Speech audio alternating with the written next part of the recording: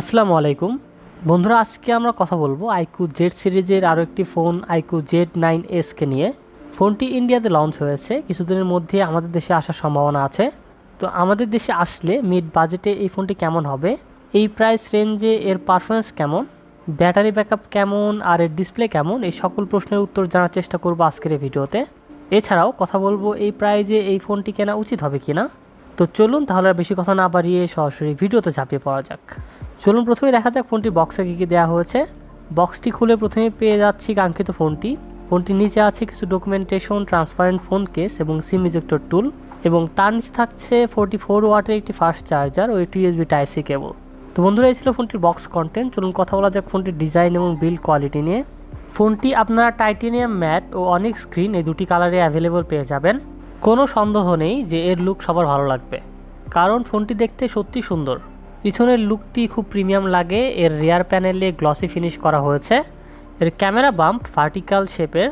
ক্যামেরার নিচে dynamic light effect আছে, যা বিভিন্ন সিচুয়েশনেও অন করতে পারবেন। ফোনটির ফ্রেম এবং ব্যাক প্যানেল পলিকার্বনেট প্লাস্টিক দিয়ে তৈরি। এর ওয়েট 184 গ্রাম এবং এর থিকনেস 7.5 মিলিমিটার। ইনহ্যান্ড ফিলের দিক থেকে ফোনটি অনেক ভালো মনে হয়েছে। ফোনটি অনেক পাতলা হয়, হাতে নিয়ে বেশ কমফোর্টেবল মনে হয়েছে। তবে কিছু জিনিস মনে রাখতে হবে, যদি আপনি ফোনটি টিপিইউ কেস ছাড়া ব্যবহার করেন তবে এর পাতলা ডিজাইন এবং গ্লস ফিনিশের কারণে ফোনটি সহজেই হাত থেকে পিছলে যেতে পারে। যদি ফোনটি হাত থেকে পড়ে যায় তাহলে ব্যাক প্যানেল ভেঙে যাওয়ার ঝুঁকি বেশি থাকে, তাই টিপিইউ কেস সহ ফোনটি ব্যবহার করলেই ভালো। ডিসপ্লের প্রোটেকশনের জন্য ব্যবহার করা হয়েছে স্কট সেন্সেশন। সাথে ফোনটিতে রয়েছে IP54 রেটিং, অর্থাৎ ফোনটি হালকা পানিতে ভেজাতে পারবেন। পোর্টস অ্যান্ড বাটনস নিয়ে বললে ফোনটির ডান পাশে রয়েছে ভলিউম রকার এবং পাওয়ার বাটন। নিচের দিকে রয়েছে Type-C charging port, primary microphone, speaker grill এবং একটি সিম কার্ড ট্রে। উপরে রয়েছে নয়েজ ক্যান্সেলিং মাইক্রোফোন এবং ফোনটির বামে কিছুই নেই। ফোনটিতে ডুয়েল স্টেরিও স্পিকার দেওয়া হয়েছে। এর সাউন্ড কোয়ালিটি অনেক ভালো। 300% পর্যন্ত সাউন্ড বুস্ট করতে পারবেন, যা অনেক লাউড সাউন্ড প্রোভাইড করে, কিন্তু এতে 3.5 mm অডিও জ্যাক নেই। বন্ধুরা, ফোনটিতে যে সিম কার্ড ট্রে রয়েছে, আপনি সেখানে শুধু 2টি ন্যানো সিম কার্ড ব্যবহার করতে পারবেন। এখানে মাইক্রো SD কার্ড ব্যবহার করার কোনো সুবিধা নেই।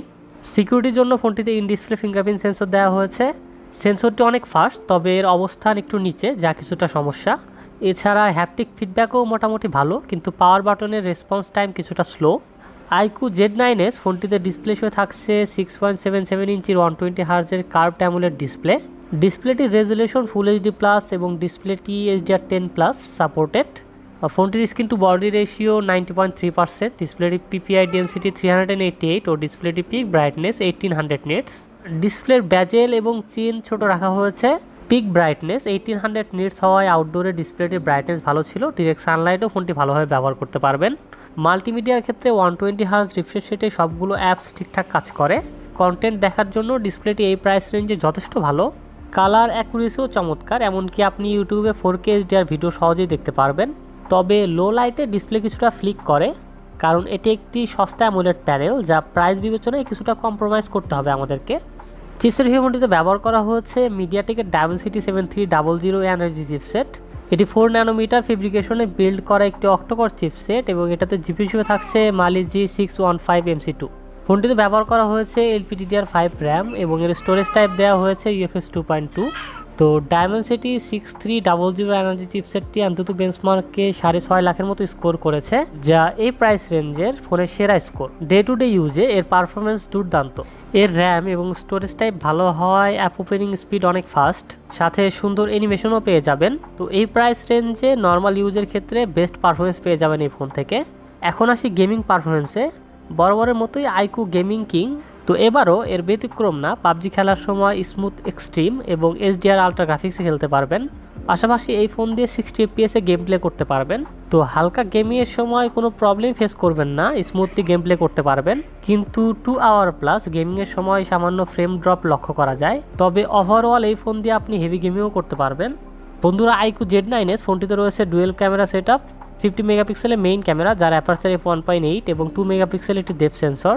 আর সেলফি ক্যামেরা হিসেবে ফোনটিতে 16 মেগাপিক্সেলের একটি সেন্টার পাম্পসহ সেলফি ক্যামেরা দেওয়া হয়েছে। এই স্মার্টফোনের প্রাইমারি ক্যামেরার কোয়ালিটি ভালো। কালার অ্যাকুরেসি, ফটো ডিটেলিং ভালো লেগেছে। তবে এর কালার অ্যাকুরেসি ভালো হলেও কিছু কিছু ছবিতে হলুদ টোন দেখা যায়। ডিটেইলিং ভালো এবং স্ক্রিন টোনও সুন্দরভাবে ম্যানেজ করতে পেরেছে ফোনটি। এছাড়া পোর্ট্রেট মোডে 2x জুমে ছবি তোলা যায়, কিন্তু ফোনটিতে আলট্রাওয়াইড সেন্সর নেই। এছাড়াও ফোনটির রেয়ার ক্যামেরা দিয়ে সর্বোচ্চ 4K 30 fps পর্যন্ত ভিডিও রেকর্ডিং করা যাবে, আর সেলফি ক্যামেরা দিয়ে সর্বোচ্চ 2K 30 fps পর্যন্ত ভিডিও রেকর্ডিং করার সুবিধা রয়েছে। সেলফি ক্যামেরার ভিডিও কিছুটা শেকি, তবে ব্যাক ক্যামেরা দিয়ে স্টেবল ভিডিও ধারণ করতে পারবেন। ভিডিও কোয়ালিটিও ভালো বলা চলে।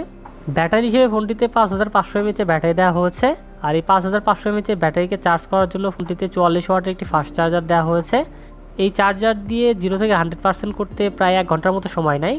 নর্মাল ইউজে স্মার্টফোনটি থেকে প্রায় 1.5 দিনের বেশি ব্যাটারি ব্যাকআপ পাওয়া গিয়েছে, আর একদম হেভি ইউজ করলে স্মার্টফোনটি থেকে প্রায় 8.5 ঘন্টার মতো ব্যাটারি ব্যাকআপ পাওয়া যাবে।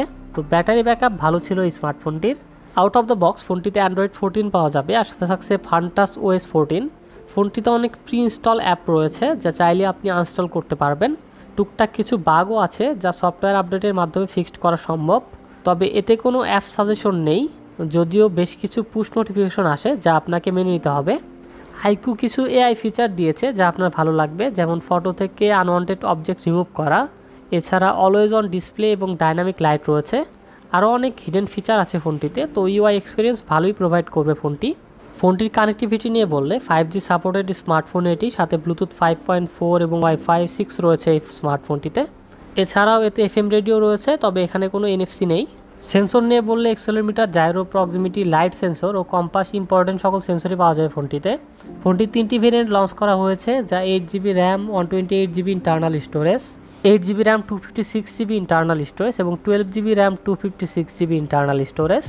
তো আইকু Z9s ফোনটির 128GB ভেরিয়েন্টের ইন্ডিয়াতে বর্তমানে প্রাইস 19,999 রুপি, যা বাংলাদেশের টাকায় প্রায় 25 থেকে 30,000 টাকার মতো হবে। তো এই ফোনটি কেনা উচিত হবে কিনা? ওয়েল, 3টি বিষয় আপনাকে খেয়াল করতে হবে। এর ডিসপ্লে লো লাইটে কিছুটা ফ্লিক করে, এতে আলট্রাওয়াইড সেন্সর নেই এবং এতে 3.5mm অডিও জ্যাক নেই। এছাড়া সব মিলিয়ে ফোনটি অনেক ভালো। যদি আপনার বাজেট 30,000 টাকার মধ্যে হয় তাহলে এই ফোনটি চোখ বন্ধ করে কিনতে পারেন। তো বন্ধুরা, আজকে আইকু Z9s পর্যন্তই। দেখা হবে আবার নতুন কোনো ভিডিওতে। সবাই ভালো থাকবেন, সুস্থ থাকবেন। মহান আল্লাহ তাআলা আপনাদের সবাইকে সুস্থ সুন্দর একটি জীবন গড়ার তৌফিক দান করুন। আল্লাহ হাফেজ।